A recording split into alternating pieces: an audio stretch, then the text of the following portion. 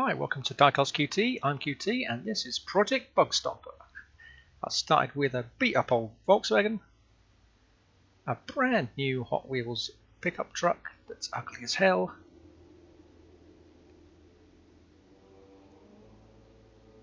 a really ugly Hot Wheels car which I liked some of the chrome elements from,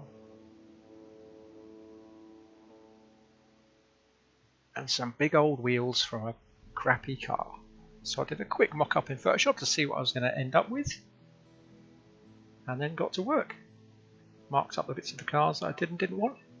Warning, the following scene features some images that some viewers may find disturbing. And then got to work getting rid of the bits I didn't want.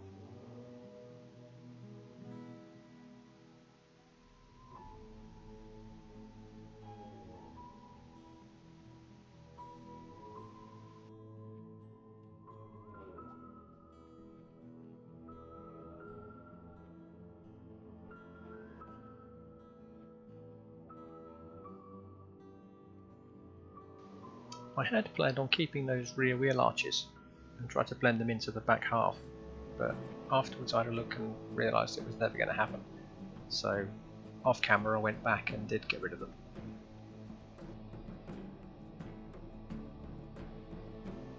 One thing I noticed about the Hot Wheels is the metal is so much softer than it was for the Beetles, so cutting through that was like a knife through butter.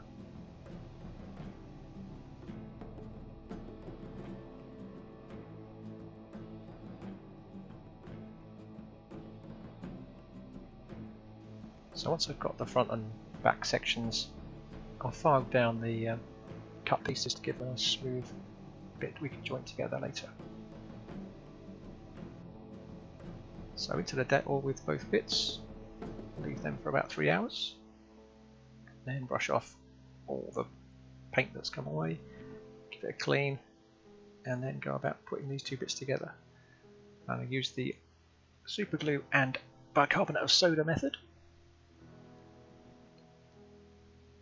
using far too much.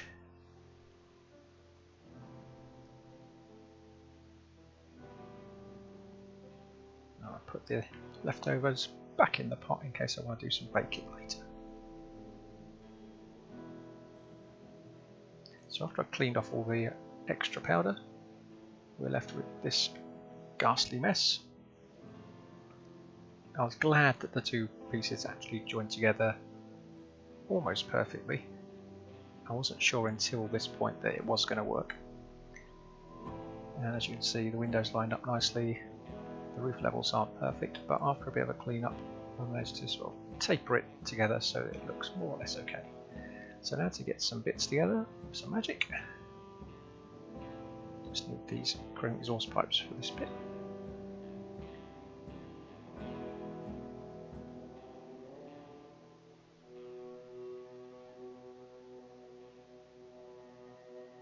So there's a lot of extra plastic on these that I won't be needing.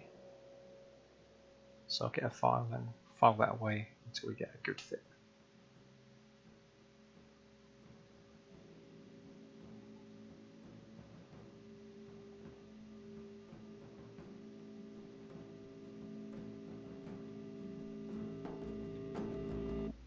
You see just how much plastic I take away in these time lapses. Look at that growing pile of grey dust.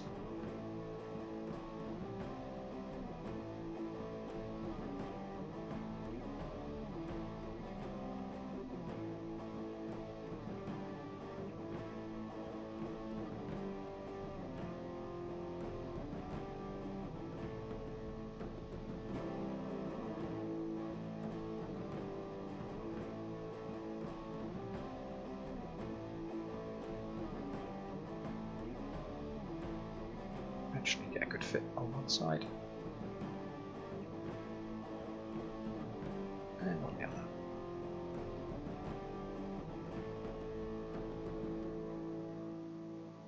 So then we glue them in place with copious amounts of super glue.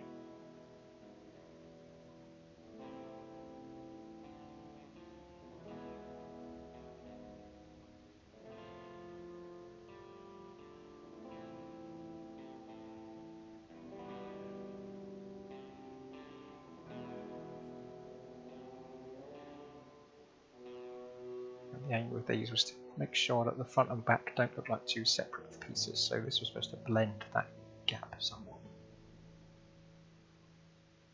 So that's what that looks like put together. So we can have a look at them wheels. I've taken them all apart and off camera cut the axles to size. I'm using these aluminium tubes to house the axles. They're beads for making necklaces, believe it or not. And they're just the same width as my file there, so I just saw away some channels to put those in. Clean away all the excess plastic.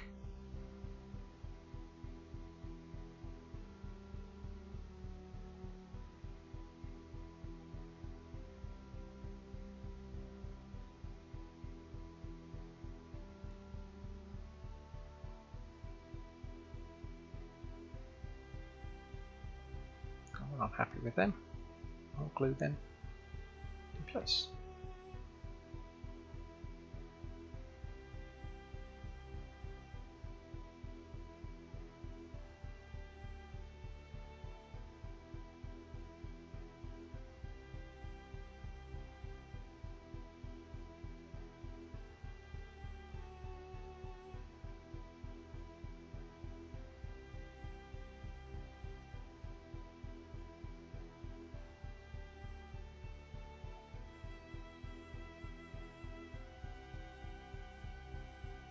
There's the crappy car I got them from.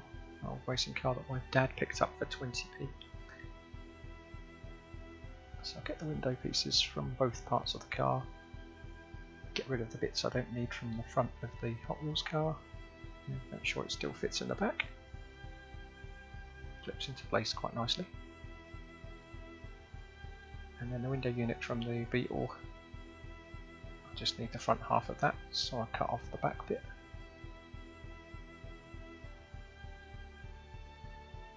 I went out and bought an X-Acto knife after I gave up with this box cutter.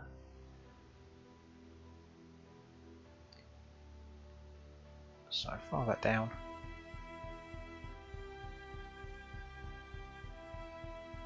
And make sure that it fits in place inside.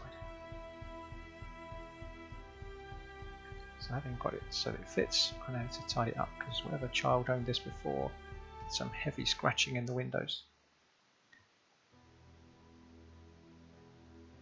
At this point I don't actually know what I was going to be doing with the windows, so I wanted to get as nice as possible. You'll see later this was a complete waste of time.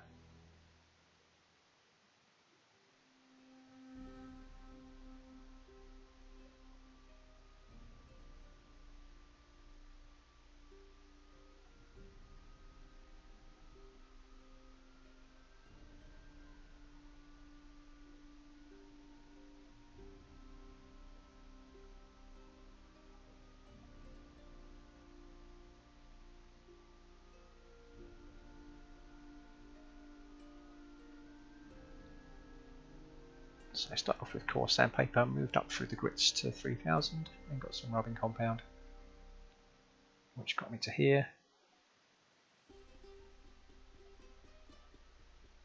And then finished up with the Pledge Revive It bath.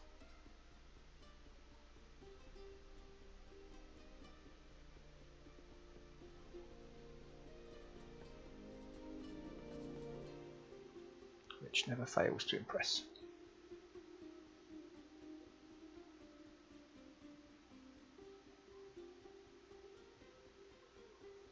So onto the paint stage. Tamiya Fine Surface Primer in grey.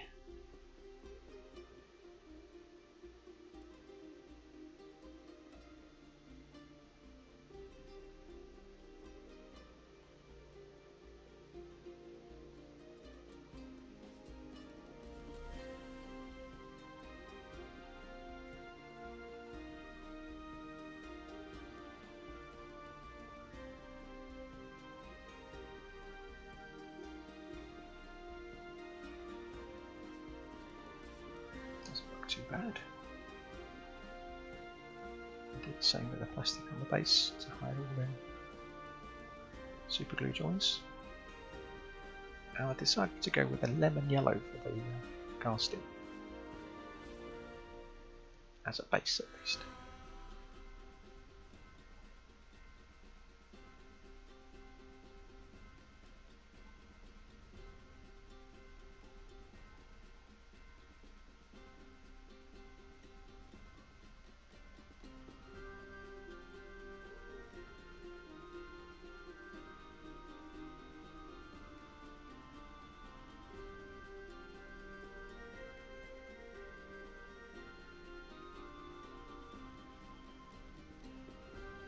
Once I'd laid this down, I thought it was a little bit too yellow.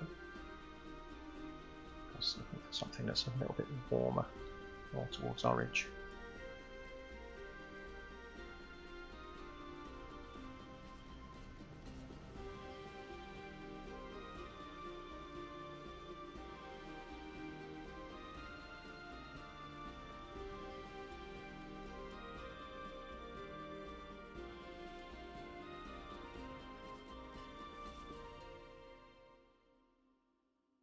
I left that to cure for a couple of days and then moved on to the base, which was going to be matte black with some kind of chrome detailing.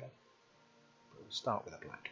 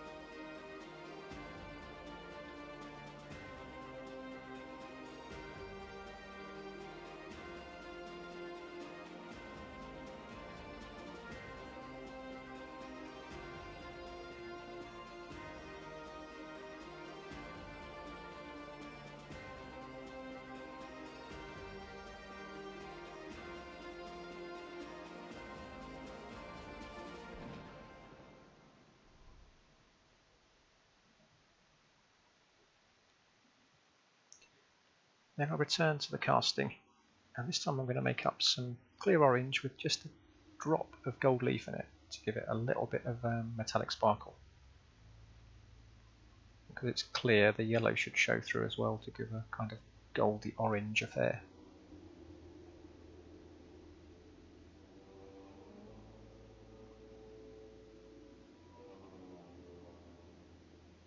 So just a couple of drops of the gold leaf.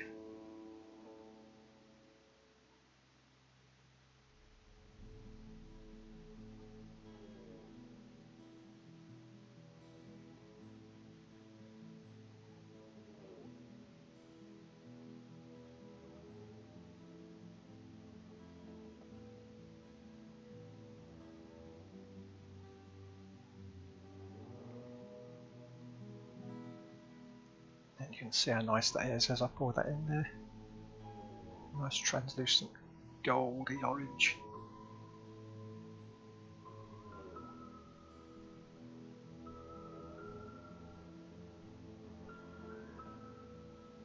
So spraying that translucent gold orange over the top of yellow should give some kind of pearlescent results with some yellow showing through the orange. That's what I hoped anyway.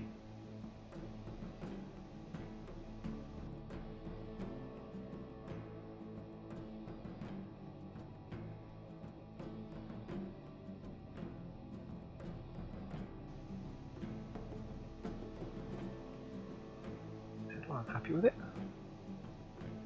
Leave that to dry. So now adding the chrome details to the base, having masked off with some Italian masking tape, and I've tried using some PVA glue on the exhaust exits as a kind of liquid mask, and it actually worked out okay, so I might be trying that again in the future.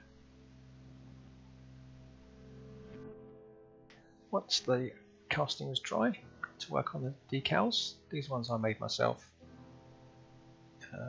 Nicked a Bugstomper logo. Bugstomper comes from the film Aliens, where it was the name of the dropship.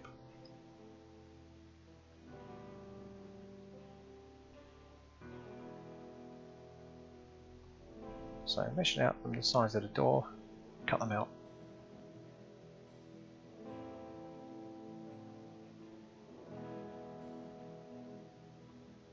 Stick them on the sponge to get wet, and then get some micro set and stick that on the model where I'm going to be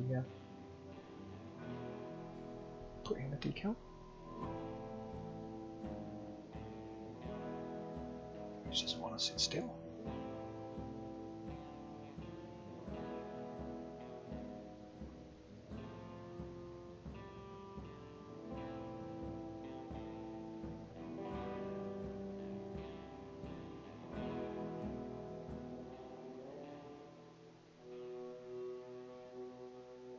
Finesse that into place.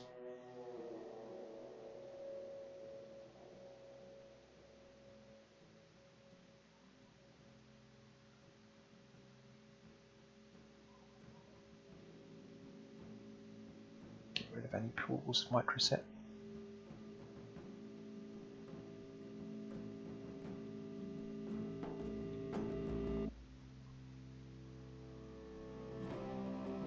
Bubbles and any little hairs.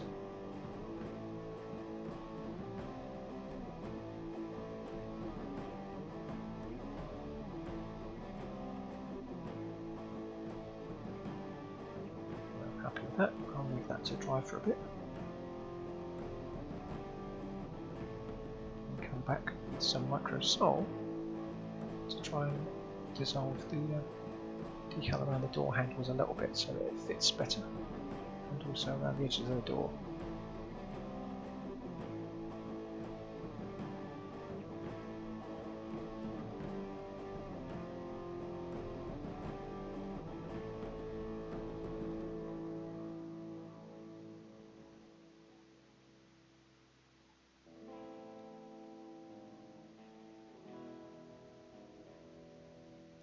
And then leave that to dry for a bit.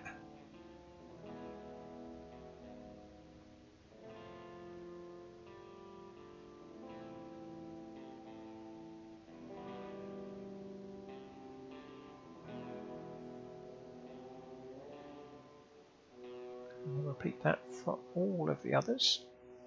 So there's 4 decals in total, 2 Bugstomper logos, and then the Bugstomper text on the rear left and right wheel arches.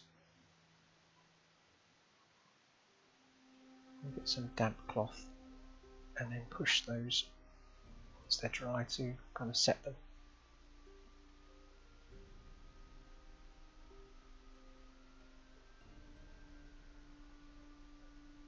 Turned out nice.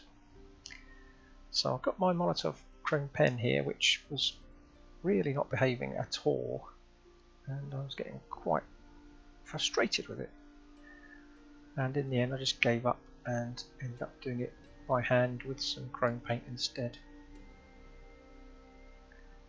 Given that I was going to be adding some shading effect on it anyway, I don't think the shininess mattered that much.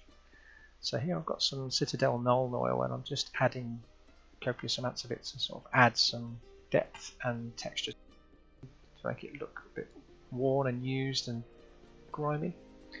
At this point I wasn't sure if I wanted to apply the oil to the entire casting or not, so I'm being really careful to make sure it doesn't get on the lovely paintwork. Again, you'll see in a little while how ridiculous this is.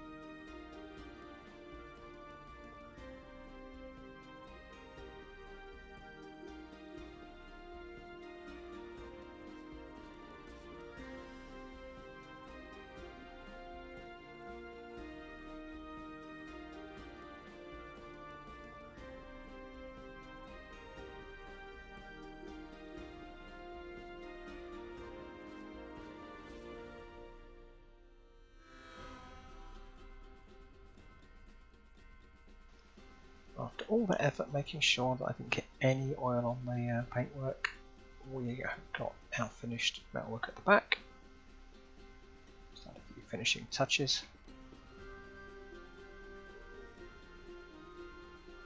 And it's about this point I realise that this is going to start to look like Mitch Buchanan's 4x4 from Baywatch, which was never my intention.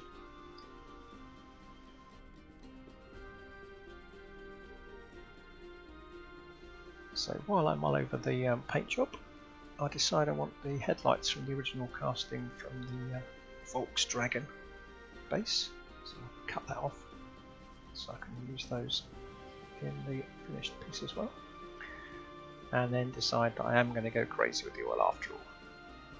So here I go, all over that nice shiny paint, and in the background there you can just make out the interior, which I've done a bit of painting on the seats of, and I've glued the front of the Volkswagen lighting rig to the front of it as well, so that'll fit in nicely when we put it together.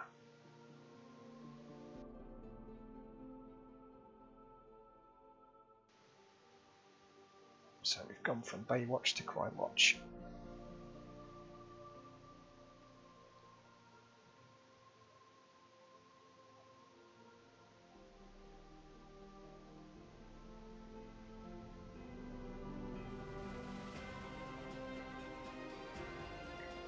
One thing I also did was add some kind of little rust patches around the wheel arches and things. You can't really see it because it's orange, but I'm going to accentuate them with some weathering powders. So I'm using purely the rust colour here, just to add some wear and tear around the bottom of it there. Again, it doesn't show too well against the orange paint, but you know, I know it's there. That's what matters.